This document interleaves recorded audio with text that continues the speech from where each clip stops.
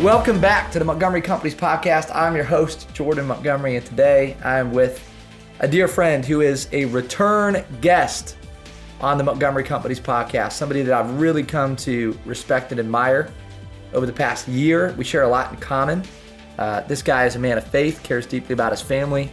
He's an author, he's a speaker, he's a coach, he's a sales guru, he's a leader of leaders. His name is Collin Henderson, and he's back with us. Collin, you were with us maybe 6 months ago.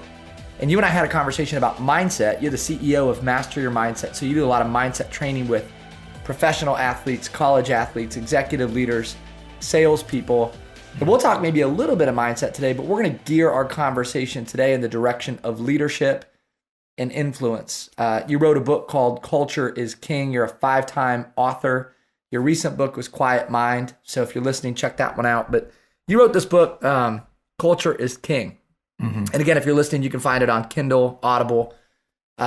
Your work is always so impressive, man. And you do your research. Like, you're a guy, I want people to hear this because you're such a gifted communicator, but you're a guy that has deeply vetted research. Like, you're not just saying things to say them. You're saying them because you mean them.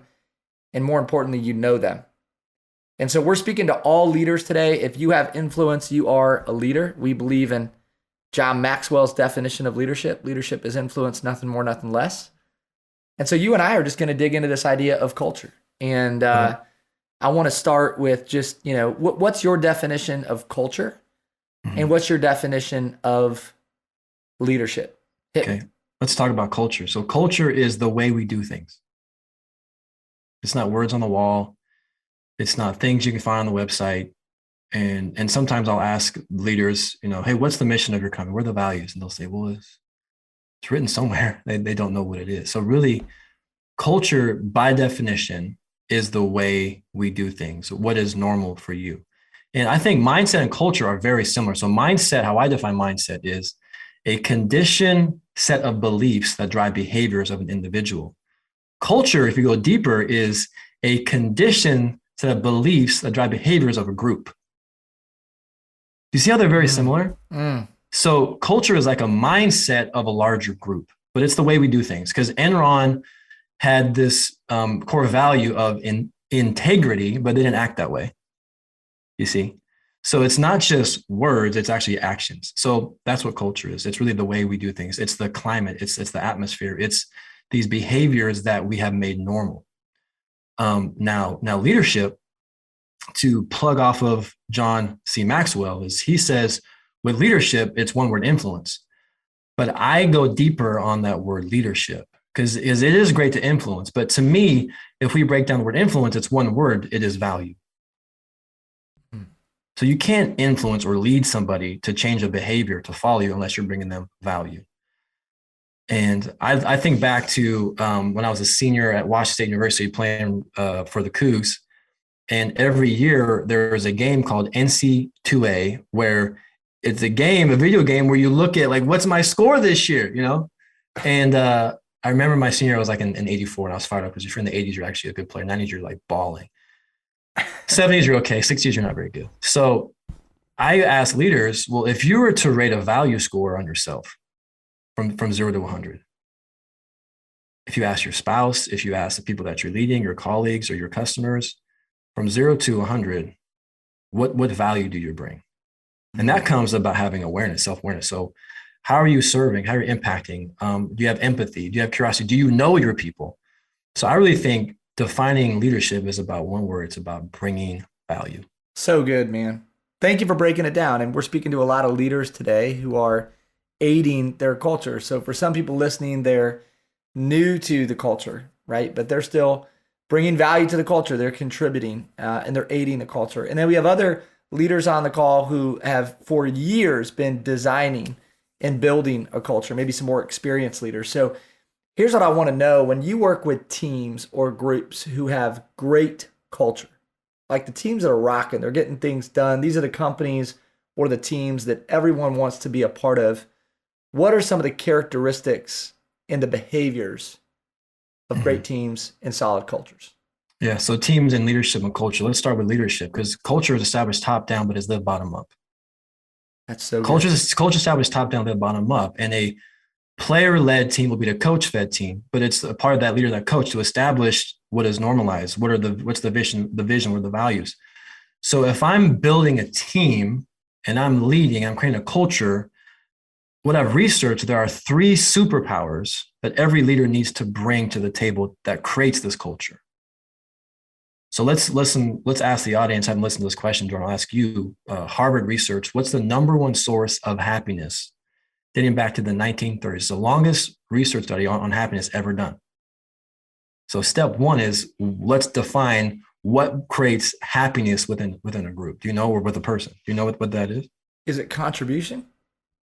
Kind of close. Contribution does start with a C. So listeners, what brings happiness? Who wants to be happier? What do you think? Happy people perform better. The research shows that it's not money. It's not a title. It's not like a corner office. It's connection. Human connection and relationships is what every human being craves. Because when you connect with people, you create this chemical called oxytocin. It's that bonding, loving, trust chemical. It's good. I like to tell people, you don't have to be best friends. You should know your people. Know them. They should know you. What are their goals? Where'd they come from? What's their siblings? What's their background? What's their upbringing? Are they dating? What they like to do in their spare time? Just having that human connection. Like, everyone is craving for that right now, especially during COVID. So are you connecting, or are your people just a number? Like, you just measure, how much revenue they brought in, or where they are on the rankings this week? That does not create the environment where people like showing up to work.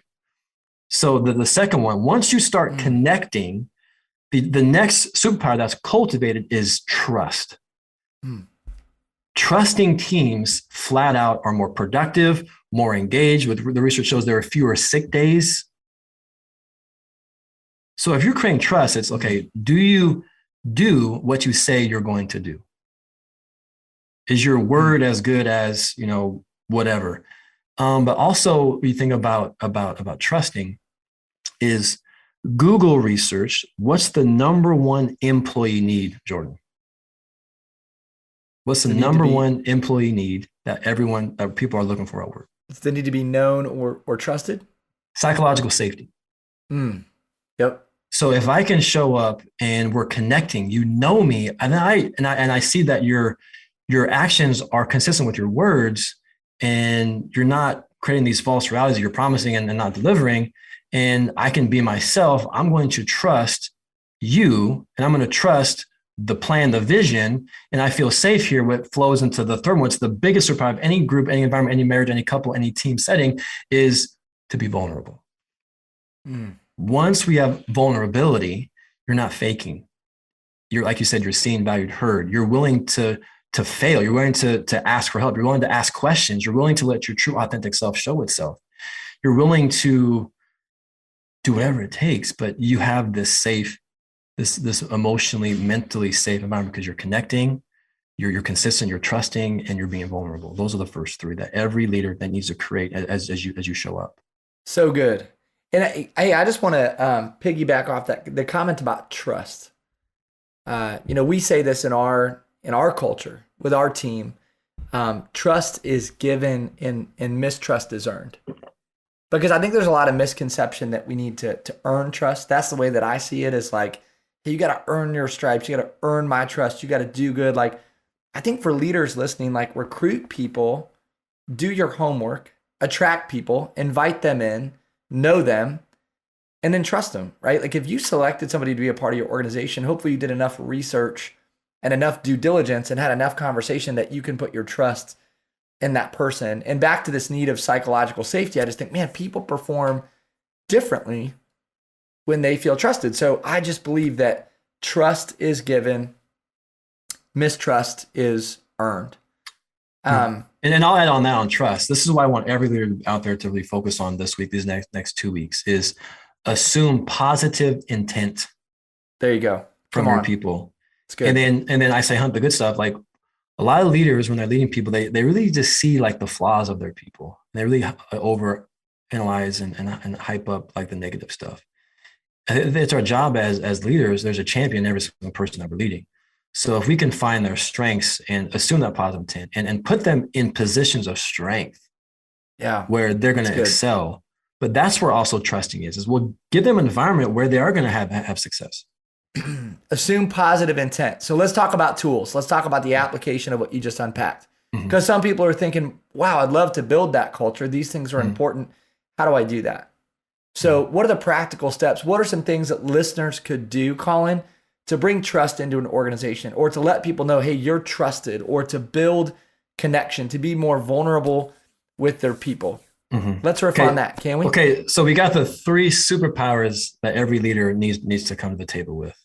And that's in the marriage, that's in the partnership, that's in the business. So let's be connected. Let's go have lunches. Let's do activities together. Let's create this trusting environment. What I would say, what's your say-do ratio? Say that again. Say it again. Your say-do ratio. Yeah. Do you do what you say you're going to do? That's good. Do you overpromise, underdeliver, or do you underpromise, overdeliver? Are you consistent? Are your actions very consistent with your words? And then do you create an environment where people feel safe to fail? It's safe to grow, safe to ask questions. Do you react to every time something goes wrong? Or are you cool, calm, collected, and have that empathy to listen, love, and learn? But once we have that established as, okay, this is the map of leadership, then from a team environment, I've researched there are 5 keys every team needs to have, every team needs to show up with. I'll just break down the 5 and maybe we can pluck maybe 2 or 3 of them because we don't have all day. So I wish we did. I'm going to list the 5. So the first is energy. What type of energy do you bring? Leadership is a transfer of energy. Yep. You are literally transferring energy with your thoughts, with your words, what you focus on, your actions. It's a transfer of energy. The second one is having a clear vision. Having a clear vision of where we're going, a clear vision of who we are, a clear vision of your values, a clear vision of your purpose, a clear vision of what problem are we solving? What are our products? What are our solutions? The third one is having clear standards, expectations. I sometimes joke, 93.7% of drama is squashed if we let the expectations be delivered and clearly defined up front. The fourth one is language. What language are we using? What are the key words? What are key phrases? What are things that we focus on? How do we speak to each other? How do we speak to ourselves? How do we speak to our clients? Because language is the wardrobe of our beliefs. Our beliefs flow into our actions. And if you're looking at a team environment, a group environment, legacy, how am I leaving those around me? Is it better or worse? What impact am I making? So when you ask the initial question of trust, I think we can talk about vision and also standards as creating trust within a group.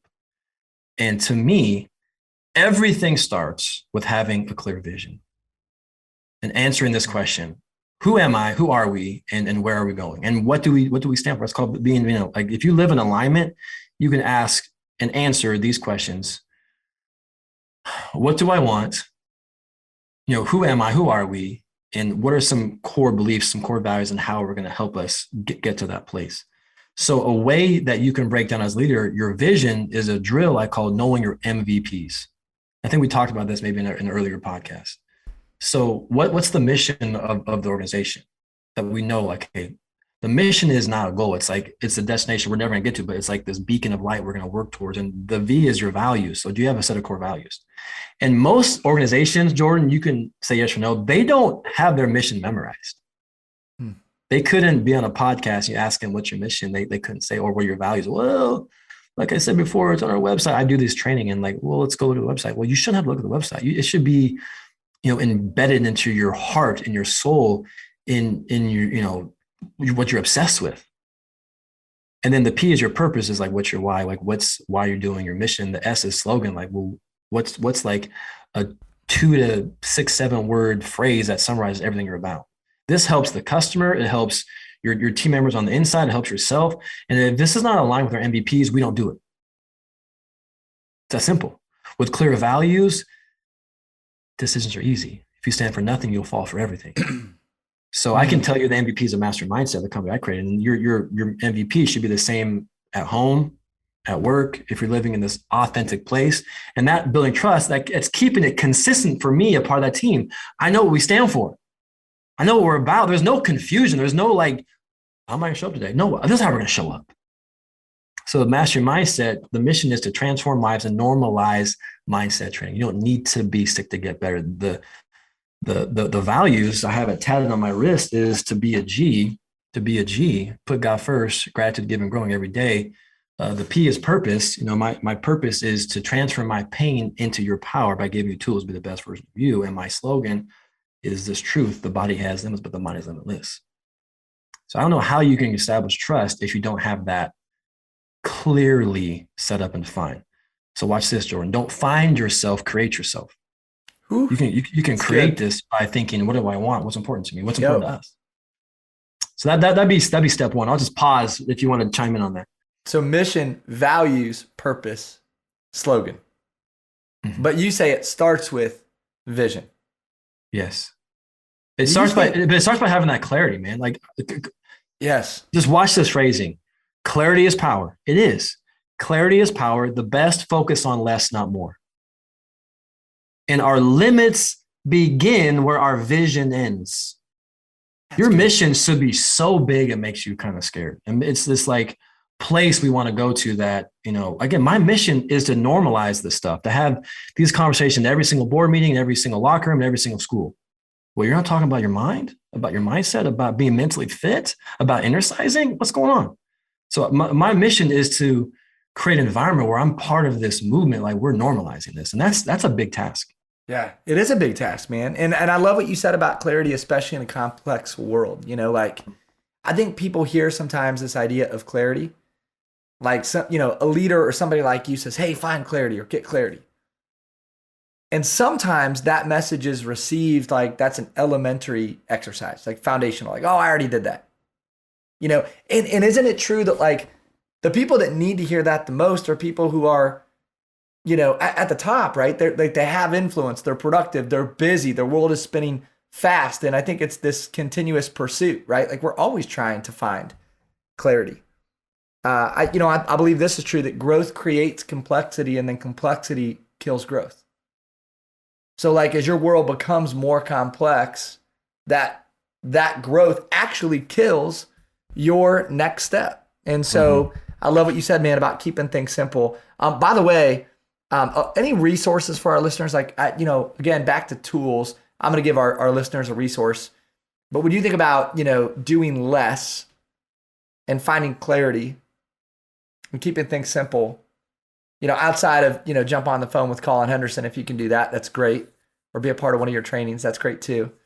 Where do our listeners go to work on that? Because I think that's a big opportunity for a lot of people listening, is to simplify, to get clarity, and to do less in an effort to accomplish more. Answer these questions. Number one, what do I want? Answer this question, who am I? Answer this question, why do I want it? And then I think question 4 is, what pisses me off? Go hit us again. Those are awesome. 4 questions. The first one is, what do I want the most? Or what do we want? I think start with there. It's this phrasing, scratch an itch, find a niche, you'll be rich, bitch. Let's go. So it's like, what do I want? Start with like, what gets you curious? What do you research? What do you think about? Like, what are you into? Most people can't answer that question, what do I want? I think it should start there. If you just start with a problem first, you can't sustain that level of engagement, that level of intensity, that level of follow through. Like acronyms, let's talk about BOBA, be obsessed or be average. So what do you want? The question then 2 is like, who am I though? Like, this is what I want, but I can't be defined by an outcome. I can't be defined by a result. So who am I? I'm a man of God. I'm a husband first. I'm a father. I'm a son. I'm a friend. I love drinking ice white mochas. Get some. It says you can't be defined by an outcome. It's like, who am I? Well, do you know who you are? When you walk into a room, do you have to fake it to fit in, or have you done the exercise of knowing your values, knowing your who you, knowing to decide? Don't find yourself, create yourself. Decide, and then why do I want it? That has to be bigger than you. It has to be a bigger purpose. It has to be connected to a larger thing. But I think question 4 is really critical. Most people don't go there. I think about legacy is, well, what pisses you off? That was for this. This is for that. Well, solve that problem. Be a person that's going to change that environment for other people. That's where my purpose is, transfer my pain into your power to give you tools. So I love this about you. I asked if you would give us a resource, and instead you gave us questions. Leadership isn't about having all the answers. It's about asking the right questions. And I appreciate that about your spirit, man. You're always trying to teach through asking questions and inviting people into an experience. You teach through tools and application, which makes you really powerful and impactful. Man, I know that we're at the end of our time together, and time with you always goes fast. But if you could leave our crew, our listeners, with a challenge around building culture, we've unpacked a lot. Love what you said about the MVPs, about the 5 keys, about connection and trust and vulnerability. What's the big challenge for us today, Collin? Like what do you want to send people out with? Well, I think let's flow into standards.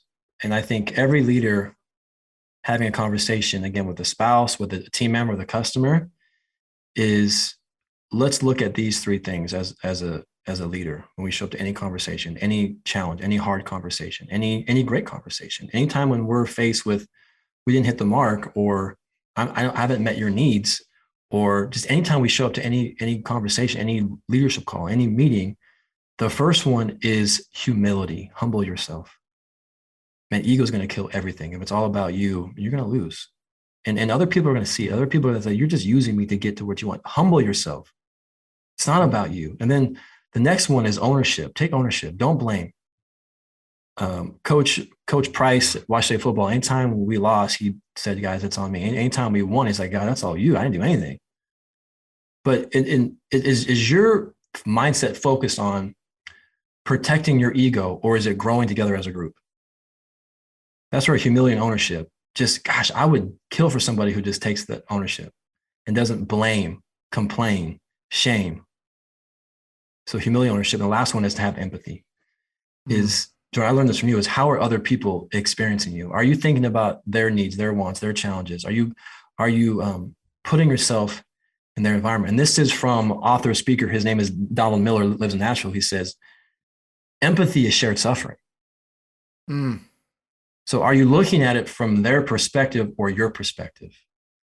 Empathy in leadership and in team settings is, man, I want to look at it from your perspective. I want to feel what you feel. Therefore, I can serve you better. I can understand.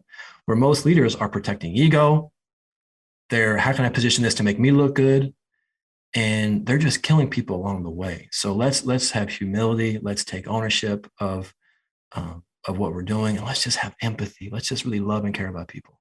Isn't it true that at the end of the day, like, people can be impressed with your strengths, but they connect to you through your weakness? And if we're going to be about building culture, if we're going to be about human connection, we got to remember that. Because a leader who's out to connect with his or her people instead of impress is one who keeps a humble spirit and does take ownership and continues to be empathetic with the people around him. 100%. And to be the most interesting person, be the most interested. So yes, man, in your meetings, have some questions pre-written out. Like, just get curious about your people, like get to know them. Like, once they see that you care about them as a human being, person over performer, your culture and your performance is going to elevate. It's just going to is. It's this ratio 4-1. 4 is the 1 as a mind to the body. 4 is the 1 as culture is to talent. So if we can, and then 4 is to 1 as the person is to the performer. So leaders, what's your ratio when you hang out with your team, lead your team, spend time with your team? Is it performer, performer, performer, performer, or is it person, person, person? The ratio should be 4-1. For every 5 interactions, 4 should be about person. 1 should be about the outcome. That is dynamite. We need to do another podcast episode on that topic just right there. That's so good, man. That's so good. Yeah, and I think, you've displayed, a lot of humility in our relationship and vulnerability, and, you've been through some stuff and you've had things you needed to work through, personally and professionally. And I can say this to you as your friend, man, it's part of what drew me to you. As gifted as you are, as impressive as you are, you don't lead with that. You lead with this sort of humble spirit and this genuine curiosity, and like you want to add value to others and you want to grow and get better. And it makes you so attractive and easy to follow, but it also makes you really enjoyable to be around. And the last thing I want to say, man, that I think maybe is understated, like, if you get to hang out with Collin Henderson, I think one thing that you do is you honor the people around you.